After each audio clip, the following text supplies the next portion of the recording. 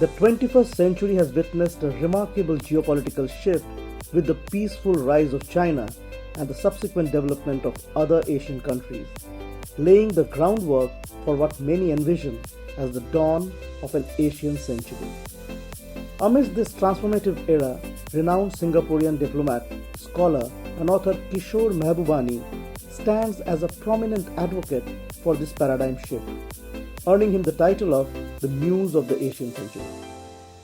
Mahbubani was recently in Beijing to launch the Chinese edition of his popular book, The Asian 21st Century, where we sought his insightful perspectives on China's global role and its profound impact on this unfolding landscape. In your book, you discuss the peaceful rise of China and the return of Asia as a major geopolitical force. What potential contributions can China make towards fostering regional and global peace and stability? On the question of China and why has China risen, right? That's a very deep question.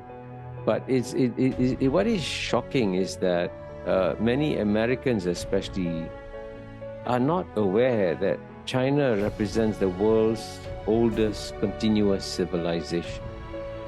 At least 4,000, 5,000 years of history. And therefore, China's civilization has gone up, it's gone down, gone up, gone down. And of course, it went down recently in the century of humiliation from 1842 to 1949. But the history of China tells us that when it goes down, it goes down. But when it goes up, it goes up. And China's recovery may last at least another 100 years. And so far, it's only been, 44 years since the 4 modernizations were launched in China, when China began to open up. So China's growth still will continue for a long time, but driven by what I call the Chinese civilizational cycle. And of course, you have good leaders. They've learned the best practices from the West. And when China embraced free market economics, it's quite amazing how China was the first country to propose a free trade agreement to ASEAN and so on and so forth. It shows you how much China has changed and grown and developed. So it was actually when China was underperforming that was normal. And now that China is performing well, that's normal. Chinese civilization has also long cherished the principles of peace, as evident in the teachings of Confucius and Taoism. And China has a historical track record of not invading other countries as the other Western powers have done. So how do you believe this civilizational, cultural and philosophical foundation can influence China's role in shaping the Asian century? When China launches the Global Civilization Initiative, the most important word is global. And why is that word important? Because the opposite of global is local.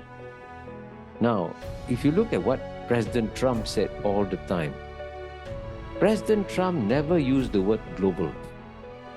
His only goal was what they call MAGA, Make America Great Again. And his only focus was making America great. And if you had asked Donald Trump, do you have time to develop African countries? He used a very rude and impolite word to describe the African countries. And that shows the difference, right? So therefore, in that sense, with China launching global initiatives, I hope other countries will follow China's example and also launch global initiatives, which is what, frankly, the developing world needs. So the more global initiatives there are from China, the better it is for the developing world.